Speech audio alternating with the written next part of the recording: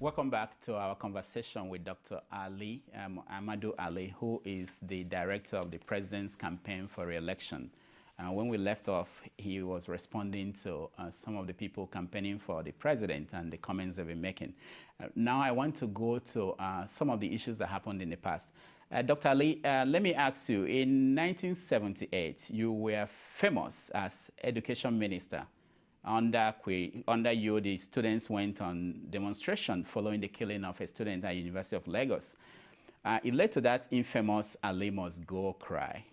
Now, in an interview you granted the leadership newspaper, you described what happened, that you were not even informed that they were going to increase the amount that students were going to pay for their meal. And this was during a military government. Can you please explain that a little bit more for our viewers who are not aware, because people know you as the man behind Ali Must Go, who do not understand what happened then? Well, before we start, I better correct you. I am the Director General of the President Goodluck campaign committee. Okay. Thank you. Organization. Presidential campaign organization. Okay, thank you. And I have 9 directors working with me. Oh, okay. Thank you, sir. Now, as regards episodes of 1978, you have to look at what constitutions were operating on. You know, it was a military regime. And a lot of things were happening off the cuff. Things were not following the normal channel. I was Minister of Education, and a memo left the National Universities Commission directly to the Supreme Military Council, which was higher than the Federal Executive Council. And in that memo, it was, they prayed the council to approve increase in feeding fees in the universities as money was running low, so that students will make more contribution to their upkeep. That memo was passed. I had it between myself and my God with my permanent secretary, Chief Gray Longe. We had it on the radio. And we were astounded. Where did they get this from? It was later we found it was the Supreme Council that took that memo directly and ordered it. So I was left with trying to mend fences. As a former Secretary General of the National Union of Nigerian Students, I intervened. I placated them at their meeting in Lorry. I placated them at their meeting in Maiduguri. I followed them up and down to stop going on the warpath, and we'll find a solution. But when they decided to confront, they went and held a secret meeting in Calabar, University of Calabar, and from there they came with confrontation and went on the rampage everywhere. Now, when they were rampaging, I was actually in Kaduna. I returned and went to the Institute of International Affairs to give a talk. Immediately I came out of the institute, the press were all over. What will you do now? Are you going to resign? I said, me? I said, for what? Then I was told that the whole town is up in flames with student demonstration. I said, well, students are going to demonstrate anyway. I didn't know the import of what they were talking about. That was the honest truth. And although the students made their demonstration, within the confines of Yaba and so on, by the time the hooligans and the layabouts and the jobless on the streets of Lagos took over, it became a conflagration. So right in the evening when I was driving to Surulere, they stopped me and said, Ali must go. And I told them, who is this Ali in God's name? And they said, we don't know him. Of course they don't know me because they are just layabouts. They are not undergraduates. So I left Surulere that night and went to the University of Lagos to meet my classmate who was a professor of surgery, Professor Bassi. Had a drink. I met the students at the gate. They were shouting. I told them, I said, go and read your books. You be fools. You are brought here to read your books, not to cause mayhem. This is what you did. They said they were not the ones on the streets. They are begging me not to count them among those on the streets. And all that Ali must go, it was a very good story for the press, and they twisted it inside out, and they've never allowed me to speak them. Everything that happens, they say Ali must go. There was a regime that even said when universities want to go on Ali must go demonstration, they should take permission. That's years after I've left the Ministry of Education. So it became the name for university demonstration. That is one of those things. Now, but you see, my going headlong with the universities was inevitable because I was the first executive director of the National Youth Service Corps. A corps that they asked for it in the late 70s, in the early 70s, and then when it was now established in 1973, the class that were to do it rejected it and went on the rampage. I was appointed the first executive director general, and I did everything to implement this thing, and it has been working now for 41 years. Now, or 42 years now. Now, I had finished doing serving in that job for 3 years when I was now made Federal Minister of Education in 1975. Now I came again to confront students. And this question of increasing fees came up. So you can see that it was inevitable that I was going to clash with them. Now, let me ask you, Dr. Ali, because in the story I read, you said you were giving a speech to read by the military. You basically were not consulted. And I want to connect it to what the president said during the last media chat. When he was asked about the postponement of the election, he said he was not consulted by the INEC, he wasn't consulted by the military chiefs who recommended that the election should be postponed. And I get that feeling like, is the president in the position you were, where things were happening, he wasn't being consulted? That's how people feel. No, you see, during my time, I've told you, we have a superior council level, the Supreme Military Council, who don't have to come down to the Federal Executive Council of Ministers. They can take decisions, and it's binding. Now, in the case of what has happened recently, we have an independent National Electoral Commission. They are supposed to meet as a group, all the commissioners, about something of them, and they come to their own conclusions, and they ask for advice from anywhere they can. If one of those they got from the military is that they cannot have enough troops to police the elections during this time of quelling the insurgency,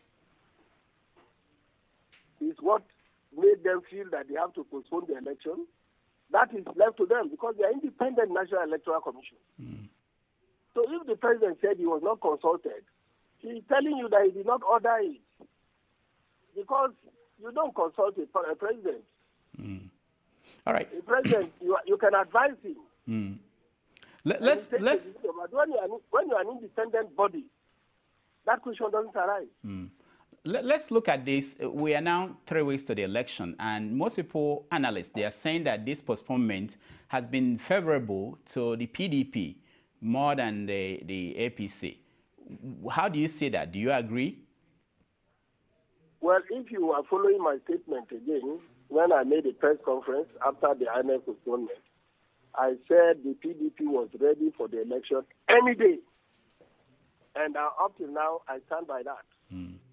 If anybody has benefited, perhaps it is the APC who now have a chance to put their acts in order. As far as we are concerned, we have been on this route several times. We brought stability to Nigeria, Nigerian democracy. 16 years. We've changed from civilian government to civilian government 4 times. It has never happened in the history of Nigeria without military intervention. We have done a lot for this country. So we are used to this. It is a newfangled group. Now, a group that came together, who call themselves APC, that have a problem running an election. We don't. Now, Dr. Ali, we are running out of time. Let me ask you, you made a speech recently where you said that I want to tell my fellow Northerners to start grooming a 40 to 50-year-old candidate that President Goodluck Jonathan will hand over power to in 2019. Now, we know that someone that could fit this age bracket is the former Minister for Information, Labram Maku. But your party and Maku, you have been having this running battle over his decision to join a different party to run for governor. Now, you described him, you said in one speech that PDP will ensure that Maku will fail for the rest of his life, that he's a dangerous boy. Is that how you groom people to replace Jonathan if he's being treated this way? Because the reason why he left, according to him, was that the PDP didn't give him any chance in the States. No, he lost the election, please. You should not keep talking for people when you don't know anything about their background. This is a young man that has been promoted all his life. Deputy governor 4 years, Minister of Education and of Information, over 4 years, and then the next thing you do, because you cannot get the ticket of your party, you dump the ship and land on some empty space called Afghan. I mean, for goodness sake, that's not a dependable boy. If we have to groom somebody, we need somebody that is dependable. He belongs to the age bracket I'm looking for, if I have a chance to choose, but not by this kind of action. You need people who are steady, people who are honest, people who can be trusted, people who know how to say thank you. You need them to run the affairs of men. Not people who dig the ship anytime the ship is on rough seas. Now, Dr. Ali, the president met the families of Chibok girls yesterday, I believe. Are we looking at... He assured them that the girls will be recovered. Is there any chance that they will be recovered before or rescued before the election? Well, it is our hope that they can be rescued anytime from now. But whether it will happen like that, we cannot tell, because it depends on what is happening in the zone or where the insurgency is. We depend on our armed forces there, who are doing a marvelous job, first-class job. They've been known as the best soldiers of the continent, and they are proving it now that they have the wherewithal, the equipment and everything to combat this insurgency. So, quite honestly, the way they have moved so far, we can say maybe in another week or two, everything will be over. But again, they are there, they can tell only what is on the ground. I cannot speak to us for them. Now, the president of Chad this week said that was talking to Shekau, the Boko Haram leader, to surrender or that he will be killed because he knows where he is. Do we, our own side, the Nigerian side, do we know where Shekau is? Even if we know, I'm not telling you. Okay. So are we going to thank the African countries that have come to our rescue in this battle? It appears that since they came in, we are having the upper hand. Well, we will thank everybody, just as they have thanked us for rescuing them in their hours of need. From 1960, when our troops went to Uganda to restore law and order there, we've been doing it on the continent. So if for once we get some neighbors with whom we have had alliance anyway for this kind of thing, if they come together and we are combating the insurgency, of course we will thank them, but again, it's their duty. Now you were in the military, and most people who were in the military, like you in the past, they've appeared on our show, and they all wonder what happened to the military of Nigeria of the 90s, of the 70s, and the 80s. How did we end up in this situation where we have to beg our neighbors to come and help us fight Boko Haram? No, that is not the problem. I think you are not getting it right. You see, the Nigerian military has always been ready to combat anything internal, this order. To have an invasion from outside, we've never had it. And we have never invaded anybody. So we don't arm ourselves to the teeth for that purpose, because we'll be more of a threat to our neighbors. So everything we had was for internal security. Now, for the first time, we have some wild people invading us from outside our territory. And they are using our neighbors' territory as their hideout. So there's no doubt that we have to cooperate with our neighbors in order to get rid of the nuisance. And that is the difference here. Okay, one last question, Dr. Ali. The PDP recently disassociated themselves from some of the statements that were being made by the governor of Ekiti State, Fileshare. But also we have Femi Fani-Kayode making statements that are not any different from what Fileshare has been saying. What is the difference between the two, and why is the PDP disassociating itself from Fileshare's statements? The difference between the two is that one is the governor and chief executive of his state, and the other one, Fani Kayode, is the director of media in the presidential campaign organization. That's the difference. So you are satisfied with the performance of Fani Kayode? Why not? All right. Thank you so much, Dr. Ali, for coming on our show. Thank you, Okonkwo.